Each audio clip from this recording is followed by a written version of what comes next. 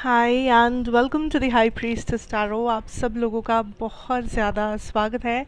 I hope आप सब खुश हो, हेल्दी हो, अपना ख्याल रख रहे हो। So let us see that आने वाला 24 घंटा आप लोगों के लिए आप लोग क्या एक्सपेक्ट कर सकते हो फ्रॉम द यूनिवर्स एंड यहाँ पे जनरल मैसेजेस क्या होंगे।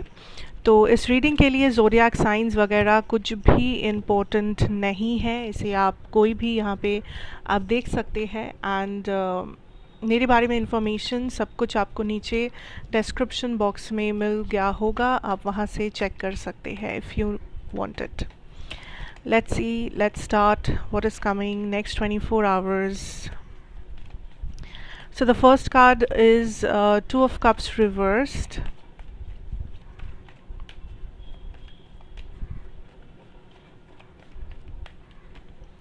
Okay, Death energy, Justice, Queen of Cups reversed, Chariot, Lovers.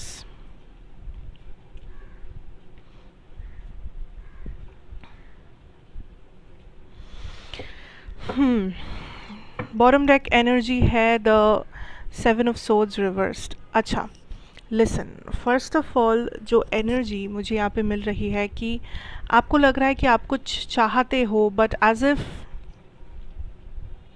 आपको मौका नहीं मिल रहा है कि आप वो पा सको या आप वो प्रूव कर सको या आप उस चीज़ के लिए कोशिश कर सको। हो सकता है कि आप बहुत ज़्यादा फिनेंशियली स्टक हो सकता है कि आप अपने करियर में खुश नहीं हो, आप अपने फैमिली लाइफ में खुश नहीं हो, आपको लग रहा है कि मेरे अंदर पोटेंशियल है कि मैं इससे भी एक हैप्पी लाइक फैमिली डिज़र्व करता हूँ या करती हूँ, या मैं इससे एक अच्छा जॉब डिज़र्व करता हूँ, पर मेरे पास वो अपॉर्चुनिटी नहीं है या मुझे कभी लाइफ में वो मौका नहीं मिला कि मैं वो हासिल कर सकूँ।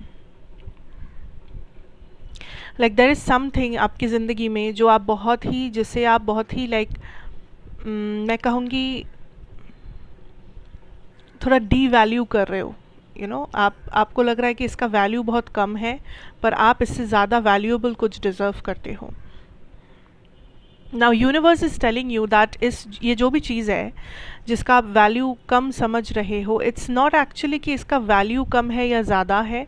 इट्स जस्ट दैट कि इस वक्त इस चीज़ के साथ आपका जैसा रिश्ता है या इस वक्त आप इस चीज़ के साथ जैसे डील कर रहे हो वो प्रॉब्लम है। तो आपका जॉब आपका प्रॉब्लम नहीं है, लेकिन आपका जॉब जिस तरीके से इस वक्त चल रहा है, जो सरकमस्टांसेस आप फेस कर रहे हो उस जॉब के अंदर, वो प्रॉब्लम है। वैसे ही आपका फैमिली आपका प्रॉब्लम नहीं है, लेकिन फैमिली के साथ जो रिश्ता हो गया है, जिस तरह का रिश्ता हो गया है या जैसा सोच माइंडसेट बीच में आ गया है, वो प्रॉब्लम है। सो द प्रॉब्लम को आप अगर थोड़ा सा शिफ्ट कर पाओ तो आप इस प्रॉब्लम को सॉल्व करेंगे, मतलब कर पाएंगे। बट आप जिसे प्रॉब्लम समझ रहे हो प्रॉब्लम वो नहीं है, इट्स समथिंग इन बिटवीन जिसे आप प्रॉब्लम नहीं समझ रहे। लाइक आप एक अल्टीमेटम ढूंढ रहे हो कि जॉब अच्छा नहीं है मतलब जॉब ही छोड़ देंगे, फैमिली अच्छा नहीं है मतलब फैमिली से दूर चले जाएंगे, या लव लाइफ में खुश नहीं है तो रिलेशनशिप में ही एंड कर देंगे रिलेशनशिप को। But that is not the solution, वो सोल्यूशन नहीं है आपका। The solution is to deal with it, कि इस रिलेशनशिप के प्रॉब्लम्स जो है बीच में उसके साथ डील करना है, फैमिली में प्रॉब्लम्स जो है उसके साथ डील करना है। किसी चीज़ को एंड करना या किसी चीज़ को बुरा बोल देना बहुत आसान है, बट उस चीज़ को एक बहुत ही बैलेंस्ड तरीके से हैंडल करना मुश्किल है, उस चीज़ में हैप्पीनेस को क्रिएट करना बहुत मुश्किल है। एंड यूनिवर्स इज सेइंग कि आप यही कर रहे हो, आप एक शॉर्टकट ले रहे हो, आप ये सोच रहे हो कि ये गलत है, वो गलत है, ये इंसान बुरा है, वो रिलेशनशिप ख़राब है, ये जॉब बेकार है। But why is it so? अगर आप सारी चीज़ों के साथ डील कर सकते हैं, आप थोड़ा सा अगर आपका पर्सपेक्टिव माइंडसेट को चेंज करके देखें पूरे सिचुएशन को, आपकी लाइफ उतनी भी आपको बुरी नहीं लगेगी जो आप सोच रहे हो या जो आपका जो माइंडसेट इस वक्त हो गया है वैसा। So you just have to shift the perspective a little bit, okay?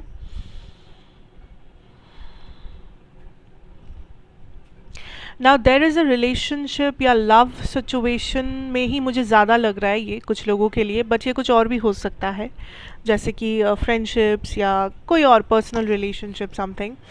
There is a person या एक सिचुएशन, एक रिश्ता जो आपकी लाइफ में वापस आना चाहते हैं या जो वापस ऑलमोस्ट आ रहे हैं, बट आप बार बार इसे एनर्जेटिकली सही या डायरेक्टली या इनडायरेक्टली सोच समझ के या अनजाने में इस चीज़ को आप ब्लॉक कर रहे हो, बिकॉज़ आपकी एनर्जीज बहुत डिफरेंट है इस वक्त, आपका way of looking at things different है, आपके जो बाउंड्रीज़ है वो चेंज हो गए हैं, आप लाइफ में जो चाहते हो वो चेंज हो गया है।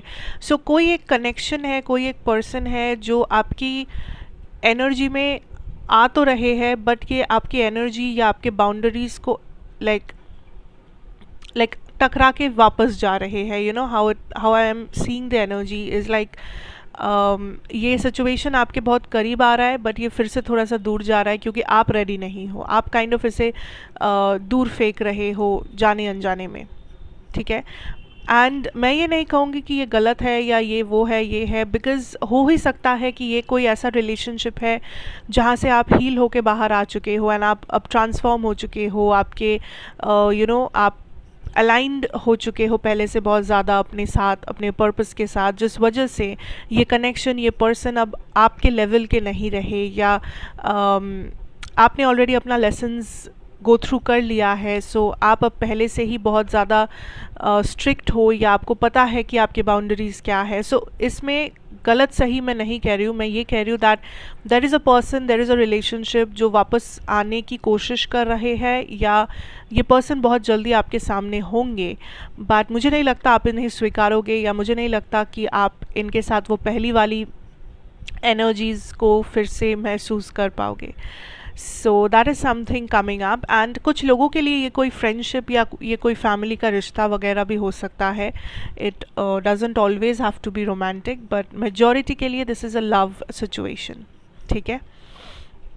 ये भी हो सकता है कि आप किसी और के साथ हैं एंड जिस वजह से आप इस पर्सन को काइंड ऑफ ब्लॉक कर रहे हैं, या ये पर्सन किसी और के साथ है ये आपको पता है, जिस वजह से आप इस पर्सन को ब्लॉक आउट कर रहे हैं क्योंकि आपको थर्ड पार्टीज़ नहीं चाहिए लाइफ में, आप उससे बाहर आ चुके हो। So there is a love triangle also for some of you. कुछ लोगों के लिए आप एक लव ट्रायंगल चल रहा है एंड मे बी आपको ये चीज़ पता है ऑलरेडी, आप इस वक्त अब और उसका हिस्सा नहीं बनना चाहते, आप काइंड ऑफ उस चीज़ को, उस इंसान को, उस रिलेशनशिप को कम्प्लीटली ब्लॉक कर रहे हो एंड यू आर लाइक कि मुझे नेगेटिविटी नहीं चाहिए, मुझे ड्रामा नहीं चाहिए, अगर इस पर्सन को आना है तो इसे क्लीन होके आना पड़ेगा, this person has to prove कि ये मेरे साथ अलाइनमेंट में हो सकता है या हो सकती है। So you are kind of blocking somebody, या आप बस किसी को रिजेक्ट कर रहे हो क्योंकि आपको लगता है कि ये पर्सन आपके साथ अलाइनमेंट में नहीं है, ओके, बैलेंस नहीं है, या सेम पेज पे नहीं हो आप लोग ज़िंदगी में।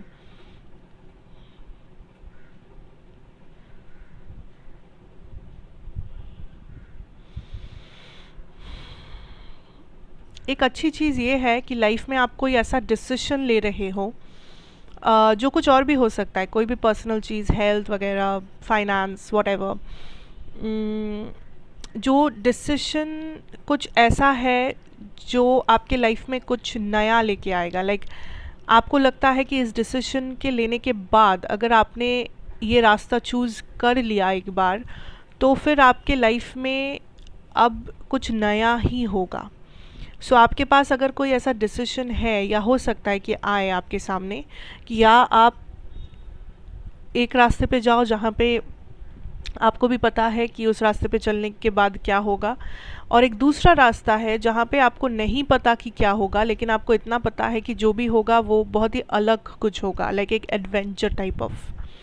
तो I am getting this energy कि आप लोग कुछ एडवेंचर पे जा रहे हो, लाइक लाइफ में एडवेंचर, मतलब नॉट लाइक सीरियसली एडवेंचर मैं नहीं कह रही हूँ, बट इट्स लाइक आप लाइफ में कुछ ऐसा कर रहे हो, कोई ऐसा डिसीजन, कोई ऐसा आपका माइंडसेट या व्हाट एवर इट इज़, कुछ ऐसा आप सिलेक्ट कर रहे हो जो आपको एक एडवेंचर ट्रिप पे लेके जाएगा, and which is good because आप कुछ नया एक्सपीरियंस करोगे एंड आप करना चाहते भी हो, या इस डिसीजन के साथ आपके लाइफ में कुछ चेंजेस या ट्रांसफॉर्मेशंस आएंगे जो आपको भी चाहिए था या जिसके लिए आप एक्साइटेड फील करोगे. सो ये चेंज, ये ट्रांसफॉर्मेशन कोई नेगेटिव या वैसा नहीं होगा, टावर एनर्जी वाला नहीं होगा. ये ट्रांसफॉर्मेशन या change will be something better, positive, happier, like कुछ नया experience, like a complete new experience होगा ये आपके लिए. सो इस 24 आवर्स में कुछ भी नया करने के बारे में अगर सोच रहे हो, डेफिनेटली उसे ट्राई आउट कर सकते हो.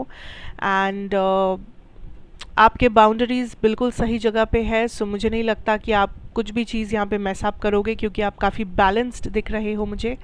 And also with your problem, आपका थोड़ा सा पर्सपेक्टिव अगर आप शिफ्ट करेंगे तो लाइफ थोड़ा सा आपको बेटर लगेगा.